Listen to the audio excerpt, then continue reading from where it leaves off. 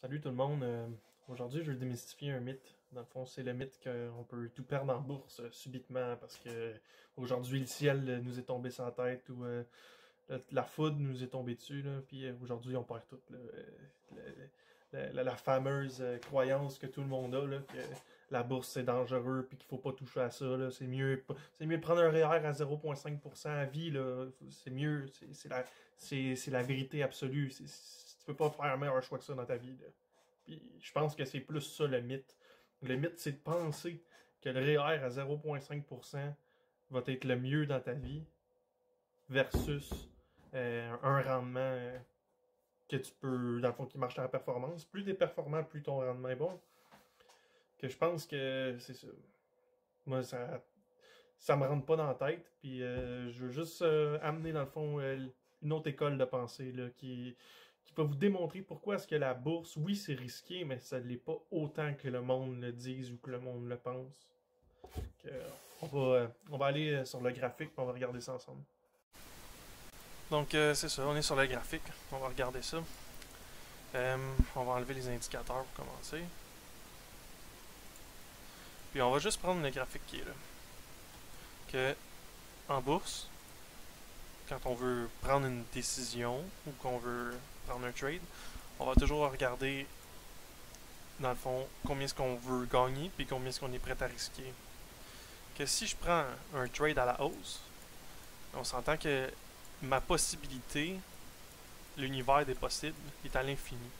Qu'on a une probabilité d'infini sur une probabilité de, si ici, exemple, j'embarque à 18 000 quelque chose, on peut descendre jusqu'à 0 maximum. On ne pourra pas descendre dans le négatif. Une action, si on l'achète en change pour change, elle peut pas tomber peut pas tomber en dessous de 0.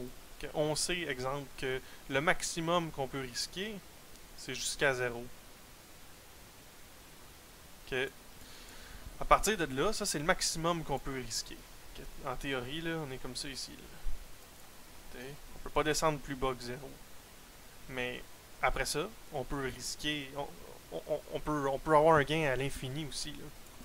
Que, de la façon que ça fonctionne, pour pas tout perdre, c'est qu'on va stopper nos pertes avant de prendre notre trade. On va déterminer combien est-ce qu'on est prêt à risquer. Quand admettons que je prends un trade, que je décide d'embarquer ici, que je dis moi à 17 000 je m'en vais, ben on sait combien est-ce qu'on risque. On risque, on va dire qu'on est embarqué à 18 000 puis on sort à 17 000. On sort un risque de 1000 $. Fait qu'on peut pas perdre plus que 1000 sur notre position de 18 000. Puis si notre position elle monte, puis qu'un jour elle va à 60 000, ben on voit qu'on n'a pas risqué gros pour ce qu'on a eu. Puis c'est correct, puis c'est normal de se tromper. On dirait que les gens comprennent pas que c'est normal de se tromper, c'est normal de prendre des mauvaises décisions.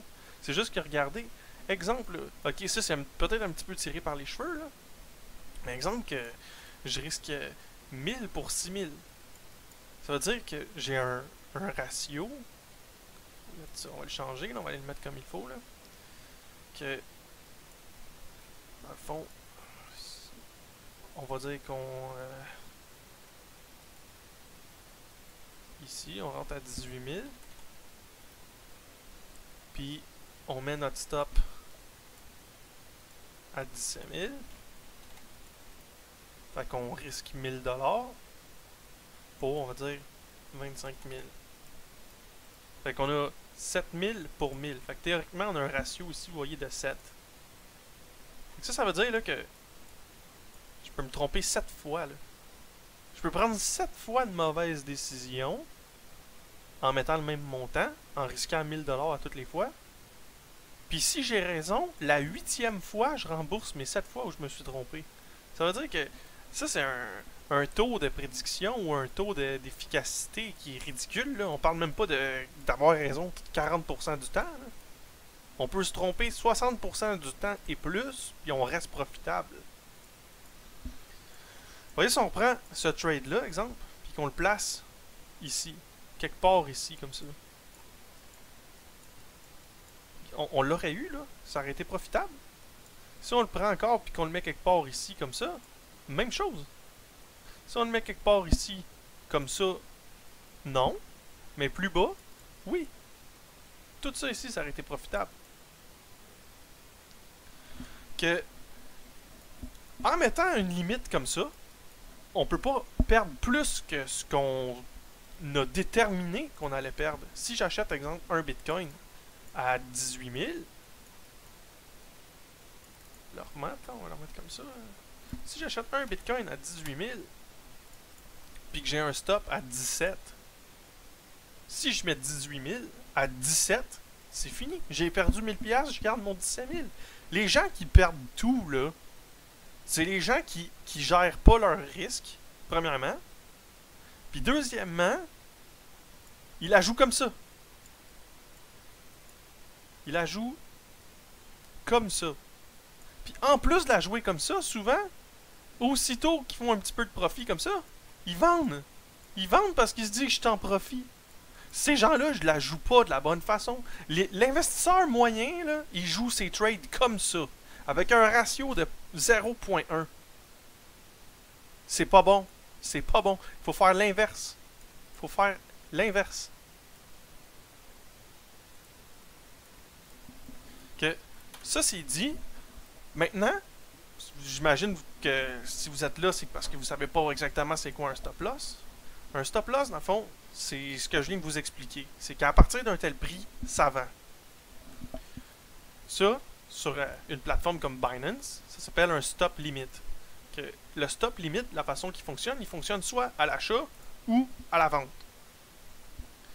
Parce que notre stop loss, il peut être mis aussi dans l'autre sens. Quand on vend, on peut dire je vends, si ça retourne à 25 000, je rachète. Puis moi, je pense que le Bitcoin va aller à zéro. Fait que, comme ça, j'ai un target que, en soi, j'ai un ratio de risque où je peux dire, moi, je pense que le Bitcoin va corriger jusqu'à 14 000. Puis on ajuste notre stop en conséquence. On ajuste le stop. On peut dire, moi, mon entrée, c'est à 18 000. À 18 000, je vends. À 15 000, je rachète. Puis il y a 3 000 $ de différence. Donc, à 19 000, c'est mon stop. Fait que là, comme ça, on a un ratio de risque de 3.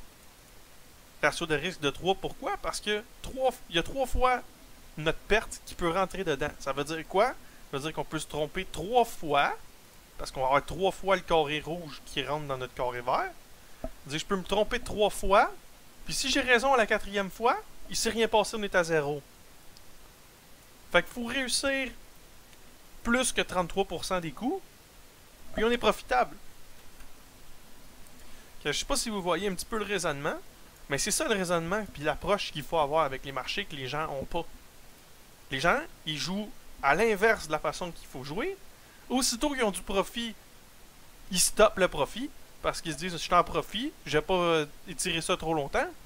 Puis quand ça baisse puis que ça descend, ils le retiennent en se disant qu'un jour ça va remonter.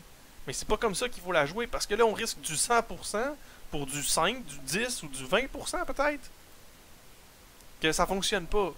La marge de risque est pas bonne pour la marge de gain. C'est pour ça qu'il faut le jouer dans l'autre sens. Pour revenir à notre stop. Le stop, lui, ce qu'il fait, c'est justement comme je viens de vous expliquer, il fait en sorte que on va stopper le gain ou la perte. Exemple que on appliquerait le graphique. Que dans le graphique, on avait dit ici, on achetait si ça allait à 19 000. Fait qu'on va dire que le stop est à 19 000, puis on va mettre notre order après. Puis là, on pourrait vendre une position complète ou une position partielle pour mettre un autre stop plus haut, exemple. Que je pourrais mettre, ici, on va dire, je sais pas, 11 000 $ que j'aurais pour racheter 0.57 Bitcoin que j'ai. Puis là, clic, on pourrait mettre le stop comme ça. C'est sûr, là, je l'ai pas dans le compte. Parce que j'olde rien sur ce compte-là de démonstration. Là. Mais c'est ça. Ce que ça dit, le stop, c'est quand le prix touche 19 000, liquidé jusqu'à 19 100. Toutes les bitcoins qu'on a sont liquidés instantanément. Il n'y a plus d'histoire de risque que ça descende plus bas. Puis il n'y a pas d'histoire de « Ah, je me suis réveillé puis j'ai tout perdu ». On peut pas. On peut pas. Ça descendra pas plus. Il n'y aura pas plus de pertes que jusqu'à 19 000. Puis inversement, si exemple le prix est à 18 000, puis qu'on veut mettre un stop à 17 000, on va mettre la limite à 17 100.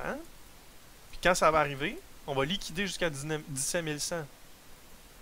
Puis on va dire 0. On va dire que justement là qu'on a 57, 0.57 5916 comme l'autre côté. Ben, à la seconde que ça touche 17 000, ça liquide à 17 100. Une ordre directe, tout se vend jusqu'à 17 100. Que, tu le sais, dans ce temps-là, que tu peux pas descendre plus bas que 17 100. Tu contrôles ta perte pour laisser aller ton gain. Puis les gens contrôlent le gain pour laisser aller la perte. Ça, c'est l'erreur monumentale que tous les amateurs font. J'espère que ça allait éclairer quelques personnes sur le fait que la bourse c'est pas aussi dangereux, puis que ça va changer l'opinion que les gens ont en général de toujours dire que ceux qui sont sur les marchés c'est des gamblers.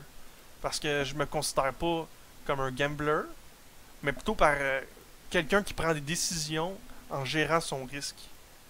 Si on avait à parler de gambling dans cette situation-là, on parlerait de quelqu'un qui met les probabilités dans son sens, puis on le comparerait à quelqu'un qui va au casino, puis la personne qui va au casino, c'est le marché, puis moi je suis le casino. Parce que les probabilités sont en mon sens. Ce qui fait que le casino gagne, c'est que les probabilités sont dans le sens du casino. C'est important de pas être un gambler, puis de jouer ses coups comme si on était la maison, comme si on était le casino.